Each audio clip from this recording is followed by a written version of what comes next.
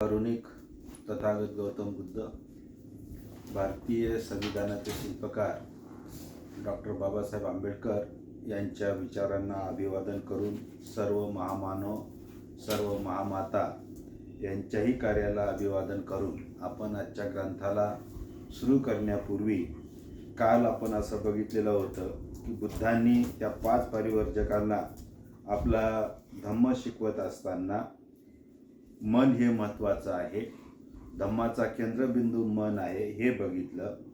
त्याशिवाय त्यांनी शील मार्ग, सदाचरणाचा मार्ग ह्याही गोष्टी सांगितलेल्या आहेत आणि पुन्हा अजून सांगण्याची, धम्म समजून सांगण्याची विनंती केलेली आहे. तेव्हा त्यांनी विशुद्ध मार्ग सांगितलेला आहे. या विशुद्ध मार्गामध्ये त्यांनी जीवनाची 5 तत्व सांगितलेली आहेत. ती 5 तत्व म्हणजे 5 शील आहेत.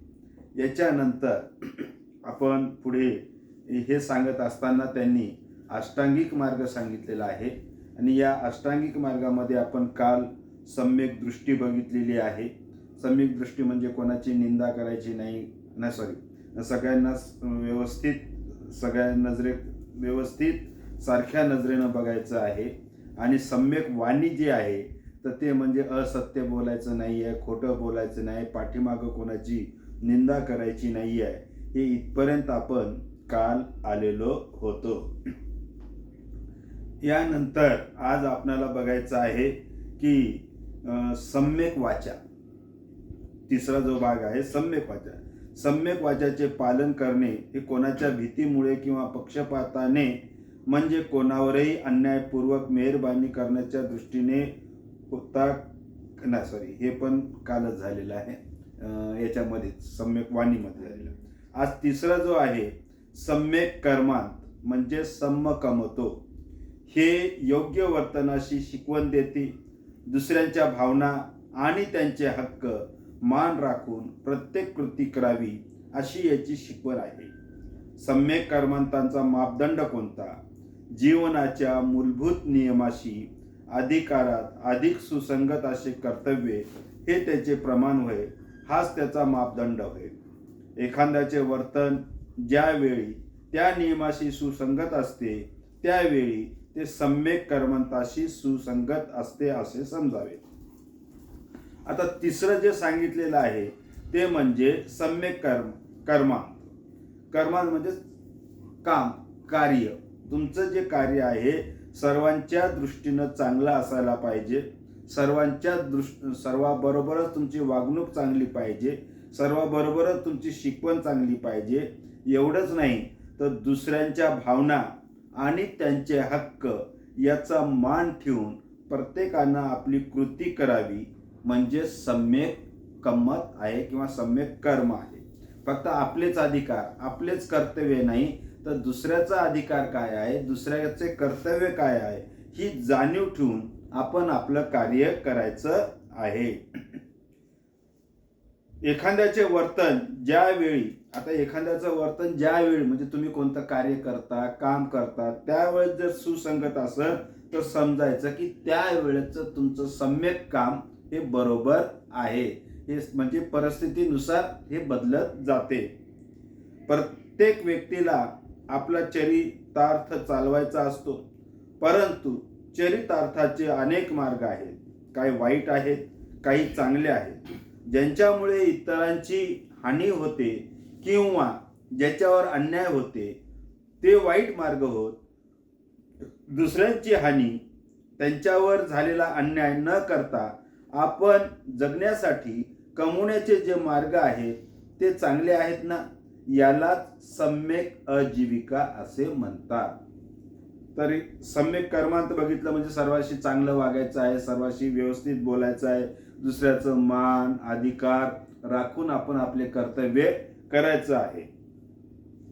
तर सम्यक अजीव म्हणजे काय किंवा प्रत्येकांना आपलं उदरनिर्वाह चालण्यासाठी काही ना काही कार्य करावं लागते.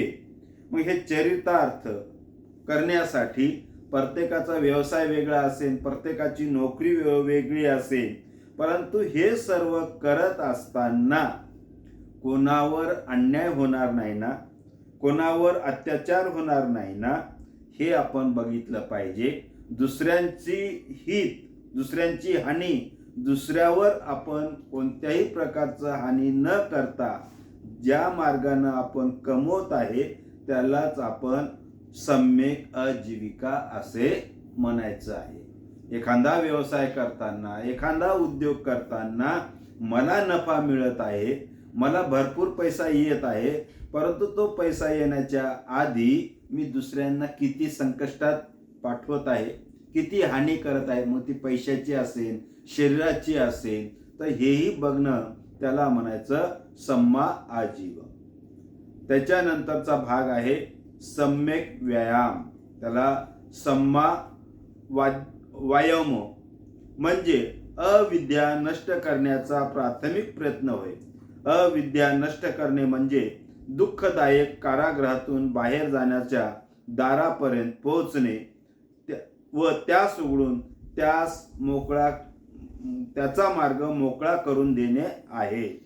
आता सम्यक व्यायाम किंवा सम्मा वायाम म्हणजे तुमची जी अविद्या आहे, तुम्ही जे अज्ञानी आहात, किंवा तुम्ही म्हणण्यापेक्षा आपण जे काही अज्ञानी आहोत, तो अज्ञानपणा नष्ट करण्याचा प्रयत्न म्हणजेच सम्यक व्यायाम आहे. मग हे अविद्या नष्ट करताना आपण एखाद्या दुःखातून जसं बाहेर पडतो, किंवा दुःख आहे आणि एखादं मार्ग चांगला येण्यासाठी आपल्याला जायचं असेल तर तो गेट, तो दरवाजा उघडायचा आहे, त्यालाच आपण काय म्हणतो, सम्मा वायामो असं म्हणतो. आता याचे 4 प्रकार आहेत. सम्मा वायामाचे किती प्रकार आहेत? 4 आहेत. 1. अष्टांगिक मार्गाशी विरोध असा चित्तवृत्तीशी प्रतिरोध करणे हा हेतू आहे. जे काही आपण अष्टांगिक मार्ग बघितलेले आहे, या अष्टांगिक मार्गाला आपलं जे चित्त आहे, आपली जे काही बुद्धी आहे, हे विरोध करत असेल तर त्याला प्रतिरोध करणे. कोणी विरोध करत असेल तर त्याला प्रतिरोध करणे हा एक हेतू आहे. 2. अशा प्रकारच्या ज्या चित्तवृत्ती अगोदरच उत्पन्न झाले असतील तर त्याला दाबून टाकणे. म्हणजे वाईट गोष्टी आपल्या मनामध्ये, ठीक आहे, दुसरं आता आपल्या मनामध्ये चांगलं आहे, कोणी आपल्याशी वाईट वागण्यासाठी येत असेल तर त्या भावना दाबून टाकणे. परंतु त्या भावना आपल्या मनामध्ये अगोदरच असतील तर त्या भावना मनामध्ये येऊ द्यायच्या नाही. अष्टांगिक मार्गाला आवश्यक अशा चित्त उत्पन्न करण्याच्या माणसाला सहाय्य करणे हा 3रा हेतू आहे.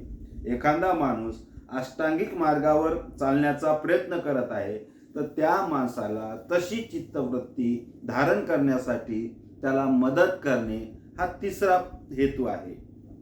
अशा प्रकारच्या ज्या आवश्यक चित्तवृत्ती अगोदरच अस्तित्वात झाल्या असतील तर त्याचा वाढ आणि विकास करणे हा 4था हेतू आहे.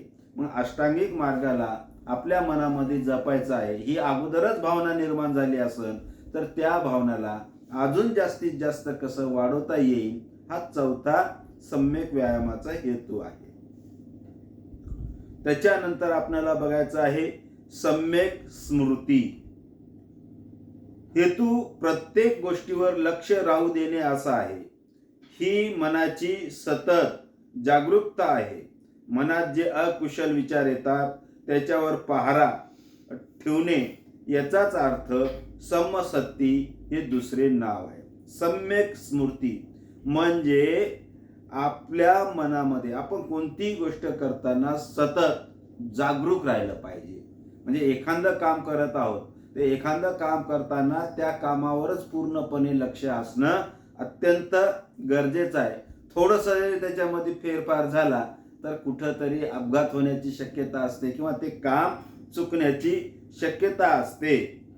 म्हणून एखाद्या प्रत्येक गोष्टीवर लक्ष देणे, जागरूकता ठेवणे, पहारा ठेवणे, याचंच दुसरं नाव आहे सम्मा सती.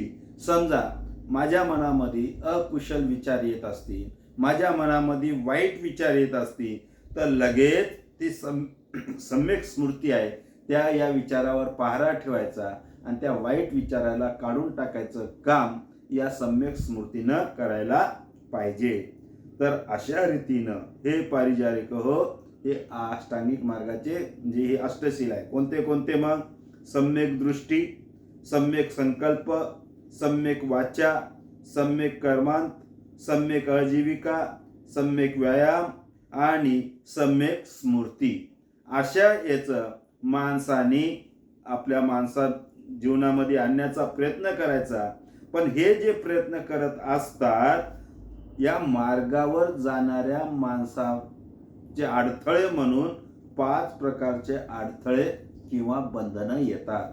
आता समजा मी अष्टांगिक मार्गाचा अभ्यास करत आहे, अष्टांगिक मार्ग मला अवलंबायचा आहे, परंतु हे करत असताना या मार्गावर प्रत्येक माणसाला 5 अडथळे येतात किंवा 5 बंधने येतात. त्या 5 अडथळे किंवा त्या 5 बंधनाला कसं दूर सारायचं ते बघा. आता आधी सर्वात पहिले 5 अडथळे कोणते? लोभ, द्वेष, आळस किंवा सुस्ती. लोभ, द्वेष, आळस, संशय आणि अनिच्छे हे 5 अडथळे आहेत. लोभ म्हणजे एखाद्या गोष्टीची हावरटपणा आहे. द्वेष तिरस्कार करणं आहे. आळस किंवा सुस्ती, आता जे काम करायचं आता काय नंतर करता येईल, हे एक प्रकारचं. संशय, तर मी हे अष्टांगिक मार्ग चाललेला आहे, खरंच या अष्टांगिक मार्गाने गेल्यानं माझं कल्याण होईल का, म्हणजे संशय निर्माण होणे. त्यानंतर हे चाललंय हे खरंच निश्चय होय आहे का, अनिश्चितता येणे. हे 5 अडथळे आहेत. म्हणून हे 5 अडथळे दूर करणे आवश्यक आहे. हे अडथळे म्हणजेच बंधनच आहे आणि ते दूर करण्याचा मार्ग म्हणजे समाधी मार्ग आहे. परंतु परिवारजकाहो, सम्यक समाधी म्हणजे समाधी नव्हे हे लक्षात घ्या. तिचे स्वरूप अगदी निराळे आहे. दोन्हीमध्ये फार अंतर आहे. परंतु सम्यक समाधी म्हणजे डोळे लावून सगळंच विसरून जायचं ते नाही. सम्यक समाधी आणि नुसती समाधी याच्यामध्ये फार वेगळा अर्थ आहे, हे लक्षात घ्या. समाधी म्हणजे केवळ चित्ताची एकाग्रता. ती वरील 5 अडथळ्याला अटकाव करते. ती आपल्या ध्यानाच्या मार्गावर नेण्यास प्रेरित करते, यात शंका नाही. परंतु या ध्यानाच्या अवस्था तात्पुरत्या असतात. त्यामुळे अडथळ्याला केलेला अटकाव हा देखील तात्पुरताच असतो. मनाला स्थायी स्वरूपाचे वळण लावणे व त्यात समाविष्ट नसते. अशा प्रकारचे कायम स्वरूपाचे वळण केवळ सम्यक समाधीनेच लावता येते. समाधीमुळे अडथळ्यांना फक्त तात्पुरता अटकाव होतो, म्हणून ती केवळ नकारात्मक स्थिती होय. कारण ती एवढेच काम करते की अडथळ्यांना अस्थायी प्रकारे थांबून ठेवते. तिच्यामुळे मनाला कायमचे वळण लावले जात नाही. सम्यक समाधी ही वास्तवात्मक असते. ती मनाला एकाग्रतेचे आणि एकाग्रतेच्या काळात कुशल कर्माचा विचार करण्याचे शिक्षण देते.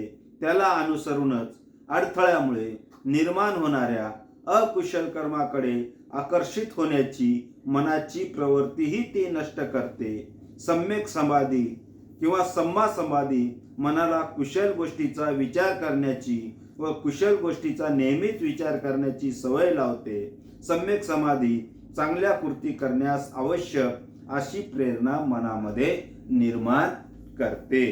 तर ह्या ज्या काही जे अडथळे आहेत, जे 5 अडथळे आहेत, ते 5 अडथळे जर दूर करायचं असेल तर आपणाला सम्यक समाधी धारण करणं गरजेचं आहे.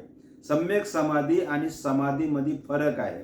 समाधी हे काही काळापुरतं त्या अडथळ्याला दूर करते, परंतु सम्यक समाधी म्हणजे त्याला अनिश्चित काळापासून त्याला दूर करणे, तसे विचार आपल्या मनामध्ये निर्माण करणे, एकाग्रतेची भावना मनामध्ये निर्माण करून कुशल कर्म कसे करता येतील याचा विचार निर्माण करणे, म्हणजेच त्याला काय म्हणणार आपण, सम्यक समाधी असे म्हणतात. आणि ज्याच्यामध्ये सम्यक समाधी निर्माण होते तो अकुशल कर्माकडे आकर्षित होत नाही, किंवा तो आकर्षित होण्याची त्याची जी वृत्ती असते त्या वृत्तीला सम्यक समाधी नष्ट करते. सम्यक समाधी मनाला कुशल गोष्टीचा विचार करण्याची व कुशल गोष्टीचाच नेहमीचा विचार करण्याची सवय लावते. थोडक्यात म्हणजे काय, सम्यक समाधी म्हणजे चांगल्या कृती करण्यास आवश्यक ज्या काही प्रेरणा आहे त्याला सम्यक समाधी असं म्हणायचं आहे.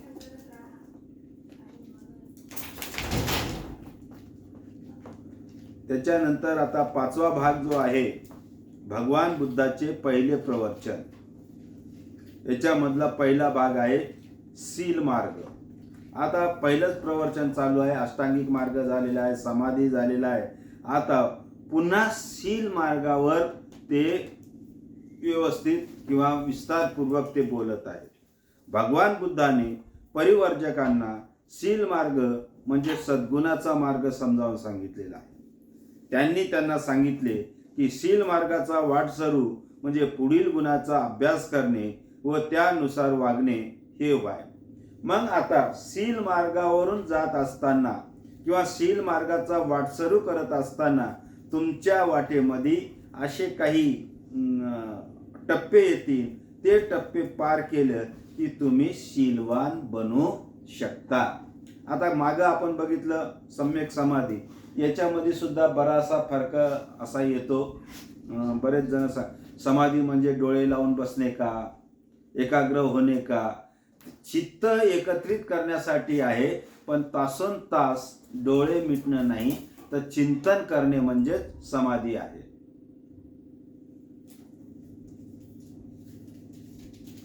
मग आता हे अडथळे दूर करण्यासाठी म्हणजे सील मार्गामधले जे काय वाटसरू आहेत ते कोणते आहेत बघा. पहिलं सील, दान, उपेक्षा, निष्क्रम, वीर्य, शांती, सत्य, अधिष्ठान, करुणा आणि मैत्री या सद्गुणाचा यथार्थ अर्थ जाणून घेण्याची इच्छा परिवर्जकांनी व्यक्त केली.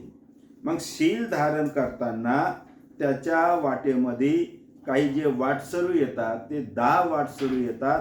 ते 10 वाटसरू सांगितले तेव्हा परिवर्जक म्हणतात की या 10 गोष्टी आहेत, या 10 गोष्टी आम्हाला समजून सांगा. तेव्हा त्यांची शंका मिटवून त्यांची इच्छा पूर्ण करण्यासाठी बुद्ध म्हणाले, सील म्हणजे नीतिमत्ता.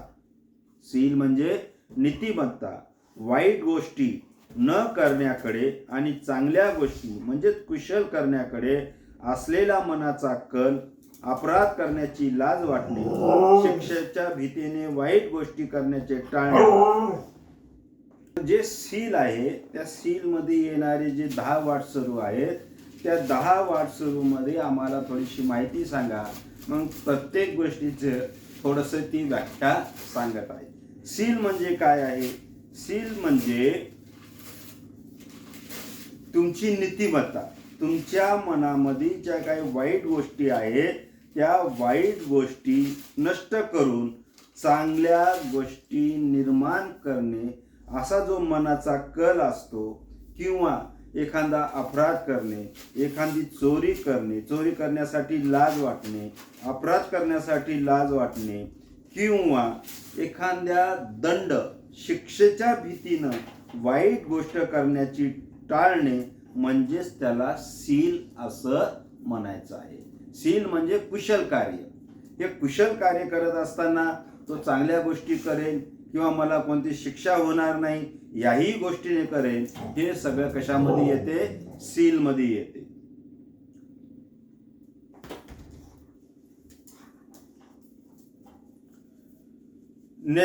निष्क्रम, निष्क्रम म्हणजे जे ऐहिक सुख आहे म्हणजे भौतिक ज्या गोष्टी आहेत त्या भौतिक गोष्टीचा त्याग करणे.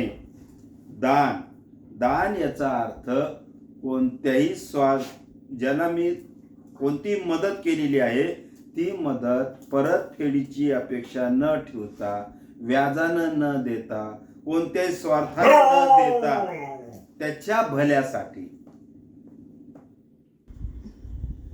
शील म्हणजे मग चांगल्या गोष्टी, नीतिमत्ता. निष्क्रम म्हणजे ऐहिक सुखाचा त्याग करणे. दान म्हणजे कोणत्याही स्वार्थापोटी किंवा परतफेडीची अपेक्षा न बाळगता दुसऱ्यांच्या भल्यासाठी स्वतःची मालमत्ता, रक्त किंवा देह अर्पण करणे. इतकेच नव्हे तर आपण त्याच्यासाठी आपला प्राण त्यागही करणे म्हणजेच दान होय. दान म्हणजे फक्त पैशाचंच नाही, तर दुसऱ्यांच्या भल्यासाठी आपली स्वतःची मालमत्ता असेल, रक्तदान असेल किंवा आपल्या देहदान म्हणजे वेगवेगळे अवयव असतील.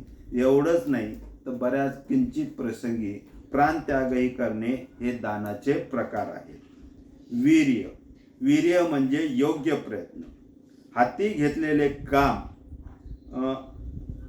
घेतलेले काम कोणत्याही परिस्थितीत माघार न घेता अंगी असलेल्या जे सामर्थ्य आहे त्या सर्व सामर्थ्यानिशी पूर्ण करणे म्हणजे वीर्य आहे. त्याला पूर्ण केल्याशिवाय तो शांत बसणार नाही. आपलं एखादं ध्येय आहे, एखादं उद्दिष्ट आहे आणि जे कार्य हाती घेतलेलं आहे ते कार्य हातात घेत असताना, ते पूर्ण करत असताना कोणत्याही परिस्थितीमध्ये माघार न घेता सर्व सामर्थ्यानिशी ते काम पूर्ण करणे म्हणजेच वीर्य होय. त्याच्यानंतर शांती म्हणजे क्षमाशीलता. द्वेषाचं उत्तर द्वेषाने न देता त्याला प्रेमाने समजावून सांगणे. कारण द्वेषाने द्वेष वाढत जाते, कमी होत नाही. ते फक्त क्षमा करूनच कमी होते, म्हणून त्याला क्षमाशीलता असे म्हणतात. सत्य म्हणजे खरेपणा. माणसाने कधीही खोटे बोलू नये. त्याचे भाषण हे सत्यच असले पाहिजे. ते सत्याखेरीज दुसरं काही असता कामा नये. मनुष्याने जीवनामध्ये नेहमी सत्य बोलण्याचा प्रयत्न केला पाहिजे. अधिष्ठान म्हणजे सर्व ध्येय गाठण्याचा दृढ निश्चय. एखादा मला आता मी प्रयत्न ठरवला, एक अधिष्ठान घेतलं. अधिष्ठान घेणे म्हणजे मी जे ध्येय माझ्या समोर ठेवलेलं आहे ते सर्व ध्येय गाठण्याचा दृढ निश्चय.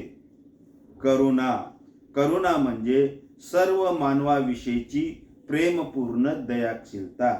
मैत्रीच्या पलीकडचा भाग आहे करुणा. सर्व मानवाविषयीची प्रेमपूर्ण दयाशील भावना. मैत्री म्हणजे सर्व प्राण्याविषयी बंधुभाव बाळगणे. मित्राविषयी नव्हे तर शत्रूविषयी देखील, मनुष्य प्राण्याविषयीच नव्हे तर सर्व जीवनमात्राविषयी बंधुभाव बाळगणे. त्यानंतर आहे उपेक्षा ही तुमच्यामध्ये जी निराशा येते त्या निराशापेक्षा थोडंसं वेगळं आहे. उपेक्षा म्हणजे अलिप्तता असेल, अनासक्ता असेल, आवड किंवा नावड असलेली ती एक मनाची स्थिती आहे. दुसऱ्यांच्या सुखदुःखाविषयी निरपेक्ष भाव ठेवण्यापेक्षा ही वेगळी गोष्ट आहे.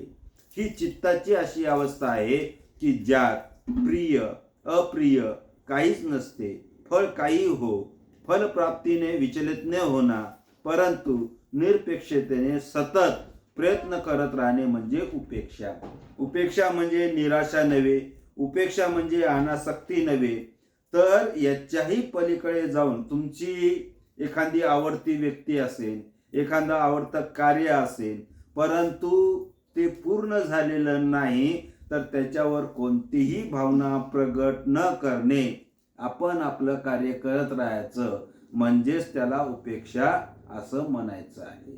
जसं आता चिवरधारी, त्यांच्या जवळचे नातेवाईकाचं निधन होते, त्याच्यावर कोणतीही भावना व्यक्त न करणे म्हणजेच उपेक्षा आहे. आपलं काम करत राहायचं, आपलं कार्य करत राहायचं, आपलं प्रयत्न करत राहायचं. त्याचे काय फळ भेटन याचा विचार करायचा नाही, याला म्हणतात उपेक्षा. आपल्या कुवतीनुसार प्रत्येकाने या सद्गुणाचा अभ्यास आणि पालन केले पाहिजे, म्हणून त्याला पारमिता असं म्हणतात.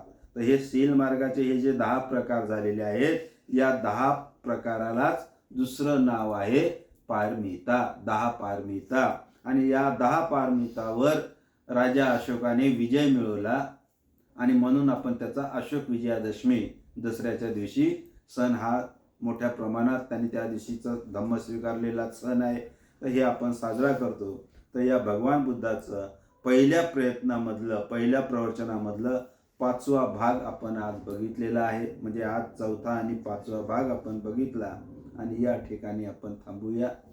जय भीम, जय संविधान, जय भारत.